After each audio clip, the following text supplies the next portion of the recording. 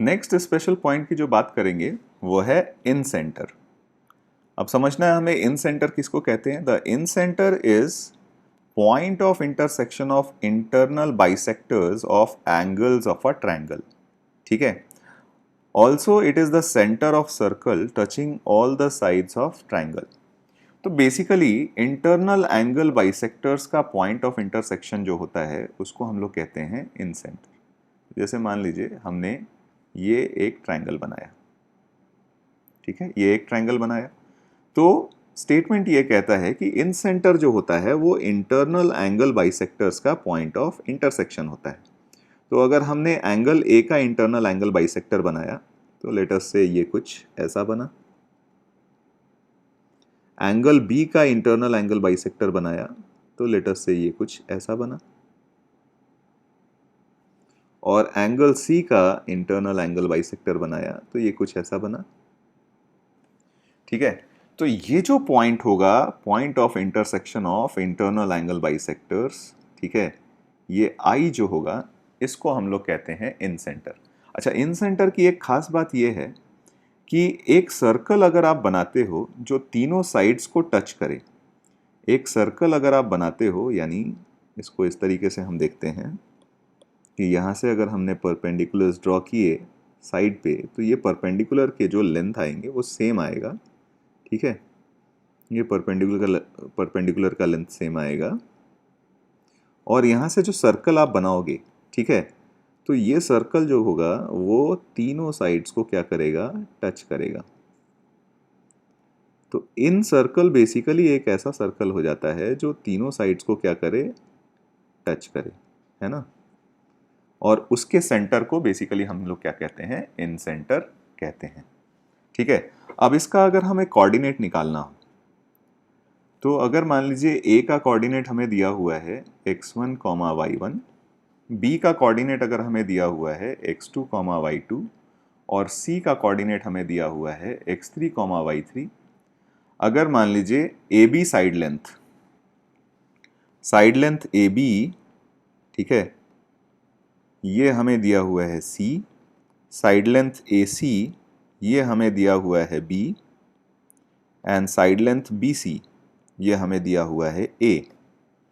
तो इन सेंटर का जो कोऑर्डिनेट हो जाता है वो a into x1 plus b into x2 और plus c into x3 upon a plus b plus c हो जाता है। ठीक है। आता कैसे है, तो इसके लिए दो बातें हमें ध्यान में रखनी चाहिए।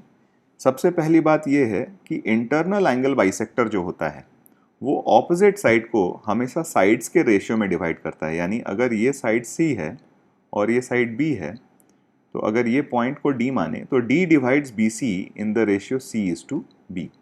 तो अगर D का कोऑर्डिनेट हम देखें तो D का कोऑर्डिनेट हो जाएगा हमारे पास BX2 plus CX3 upon B plus C and BY2 plus CY3 upon B plus C। ठीक है। तो ये हमारे D का कोऑर्डिनेट हो गया। अब हमें एक और बात ये ध्यान में रखनी पड़ेगी कि जो इन सेंटर होता है वो इंटरनल एंगल बाइसेक्टर को हमेशा B plus C is to A के रेशियो में डिवाइड करता है। यानी कहने का मतलब AD को ये B plus C is to A के रेशियो में डिवाइड करेगा। अगर इसको मैं पॉइंट को E बोलता हूं और इस पॉइंट को F बोलता हूं तो BE को ये basically A plus C is to B के रेशियो में डिवाइड करेगा और CF को ये B plus A is to C के रेशियो में डिवाइड करेगा। ठीक है। तो हम लोग ये कह सकते हैं कि AI अपॉन ID ये जो होगा रेशियो ये B plus C upon A का रेशियो होगा। ठीक है। तो क्लियरली इंटरनल एंगल डिवीजन से हमारे पास I का कोऑर्डिनेट निकालने के लिए हम B प्लस C को D के कोऑर्डिनेट में मल्टीप्लाई करेंगे और A को A के कोऑर्डिनेट में मल्टीप्लाई करेंगे। तो यहाँ से हमारे पास जो I का कोऑर्डिनेट आ जाएगा, ठीक है, इन सेंटर का जो कोऑर्डिनेट आएगा वो आ जाएगा B plus C times D का कोऑर्डिनेट, और D का कोऑर्डिनेट था हमारे पास BX2 plus CX3 upon B plus C और प्लस a इंटू ए का कोऑर्डिनेट दैट इज x1 और upon a plus B plus C. Similarly हम काम y के लिए भी करेंगे। सिंप्लीफाई करने के बाद आप देखोगे तो ये कोऑर्डिनेट बन जाएगा ax1 plus bx2 plus cx3 upon a plus B plus C और सेम काम हमारे y कोऑर्डिनेट के साथ भी हो जाएगा। तो ये हमारा क्या बन गया, इन सेंटर। ऑलराइट, कुछ पॉइंट यहां पे नोट करेंगे इन सेंटर से रिलेटेड। सबसे पहला ये है कि angle bisector divides the opposite side in the ratio of remaining sides, जो की बात हमने करी कि अगर आपके पास एक ट्रायंगल है, ठीक है, लेट अस से ये ट्रायंगल है हमारे पास, और आपने क्या किया, ए से एंगल बाइसेक्टर ड्रॉ किया, ठीक है, तो लेट अस से ये ए बी और सी है और ये पॉइंट डी है, ये साइड लेंथ सी और ये साइड लेंथ बी है, तो डी जो होगा वो बी सी को हमेशा C/B के रेशियो में डिवाइड करेगा। सबसे पहला पॉइंट ये हो गया। दूसरा पॉइंट ये है कि incentre divides the angle bisectors in the ratio B plus C/A, C plus A/B and A plus B/C, जिसकी बात हमने अभी अभी करी। यानी अगर मान लीजिए ये हमारा इन सेंटर है तो ये AD को B प्लस C/A के रेशियो में डिवाइड करेगा। ठीक है, तो आइए इससे रिलेटेड एक सवाल करते हैं। क्वेश्चन में हमें दिया हुआ है कि if 0,1, 1,1 and 1,0 are mid points of sides of a triangle then find its incentre. ठीक है, यानी इस बार भी हमें क्या है, ट्रायंगल के वर्टिसेस ना देकर बल्कि उसके मिड पॉइंट के वर्टिसेस दिए हुए हैं। ठीक है, तो सपोज इस तरीके का कोई ट्रायंगल हो गया हमारा, ठीक है, और यहाँ पे हमें क्या है कि ये वर्टिसेस ए बी सी ना देकर इसके मिड पॉइंट के वर्टिसेस दिए हुए हैं। तो लेट अस से हमारे पास इसका मिड पॉइंट हमें दिया हुआ है 0,1, इसका मिड पॉइंट हमें दिया हुआ है 1,1 और इसका मिड पॉइंट हमें दिया हुआ है 1,0। ऐसा क्वेश्चन हमने एक और पहले भी किया है, तो उसमें हमने ये देखा था कि अगर ए का कोऑर्डिनेट आपको निकालना है तो ए का कोऑर्डिनेट हो जाता है इन दोनों कोऑर्डिनेट्स के एक्स कोऑर्डिनेट का सम और माइनस ये वाला एक्स कोऑर्डिनेट।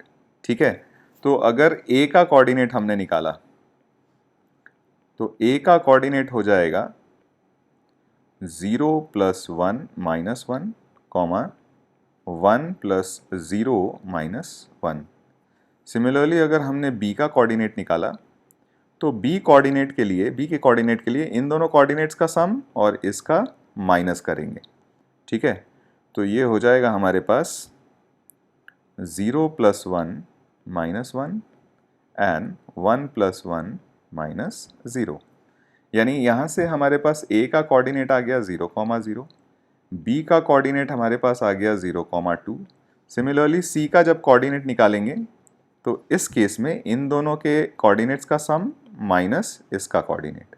ठीक है, तो यहाँ से सी का कोऑर्डिनेट हो गया 1 प्लस 1 माइनस 0, 1 प्लस 0 माइनस 1। तो ये हमारे पास बन जाएगा 2,0। यानी हमारे पास जो ट्रायंगल बना, अगर इसको हम अपने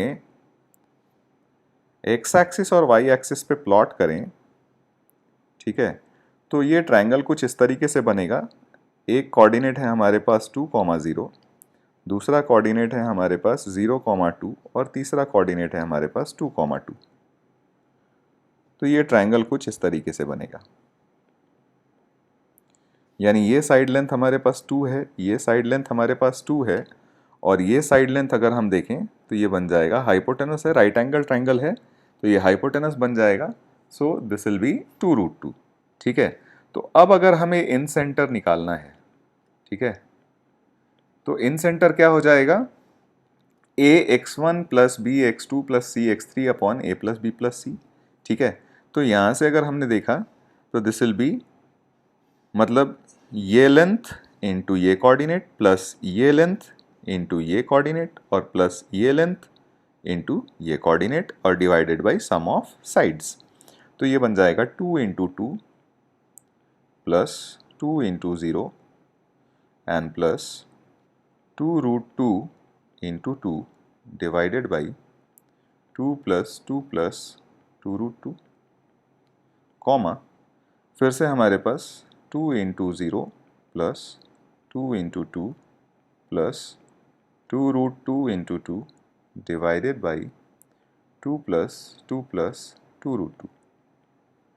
ठीक है, और यहाँ से अगर हम देखें तो हमारा कोऑर्डिनेट बन गया 4 प्लस 4 रूट 2, है ना, divided by 4 plus 2 root 2, comma 4 plus 4 root 2 divided by 4 plus 2 root 2। हम चाहें तो इसको रैशनलाइज भी कर सकते हैं।